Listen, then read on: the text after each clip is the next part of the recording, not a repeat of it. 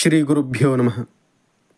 సదాశివసమారంభాం శంకరాచార్యమధ్యమాం అస్మదాచార్యపర్యంతాం వందే గురుపరంపరాం.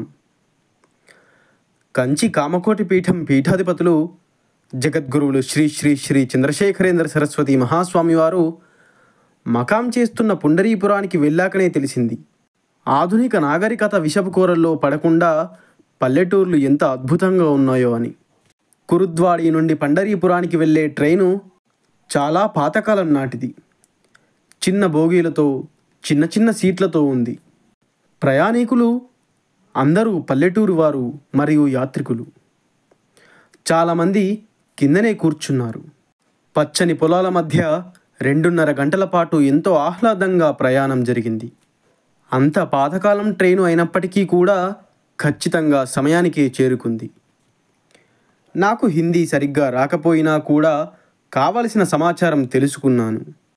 ట్రైనులో ఒక ప్రయాణికుడు నాతో శ్రీ శంకరాచార్య మహారాజ్ విఠల ఆలయానికి కొద్ది మైళ్ళ దూరంలోనే ఉన్నారు అని చెప్పాడు. అందరూ నా రాక గురించి మరాఠీలో అడగడం మొదలుపెట్టారు. స్టేషనులో మనకు లభించే ఒకే ఒక ప్రయాణ సాధనం టాంగా.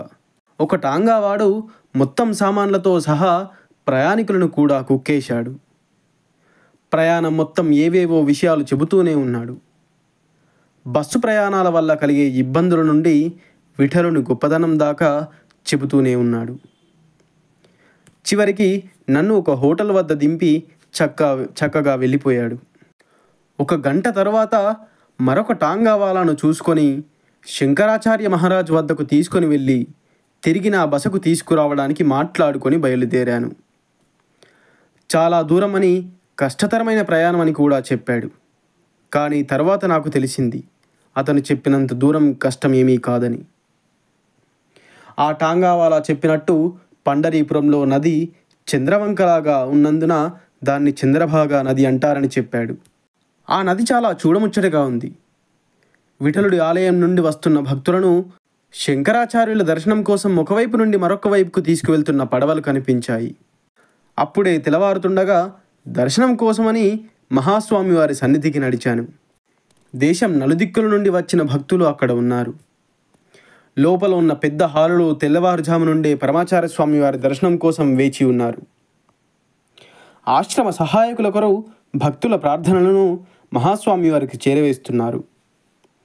స్వామివారు ఎప్పుడు బయటకు వస్తారు, దర్శన సమయం ఎప్పుడు లాంటి ప్రశ్నలకు సమాధానం కూడా ఇస్తున్నారు.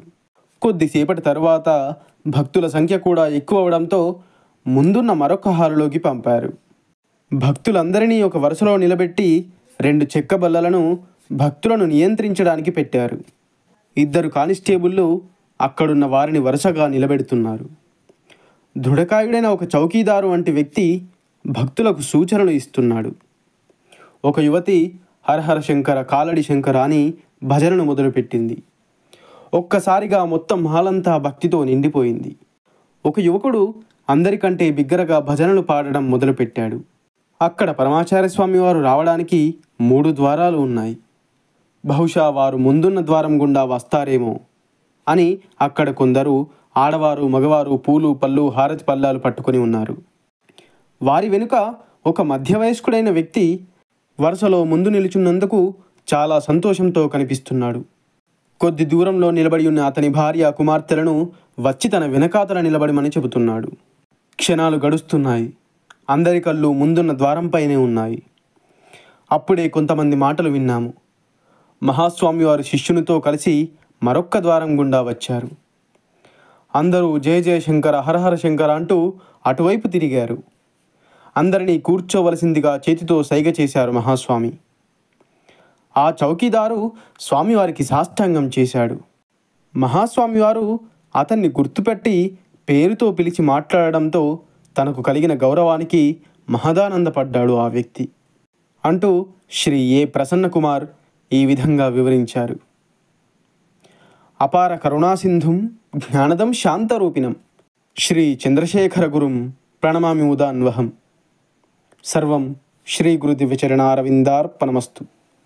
స్వస్తి.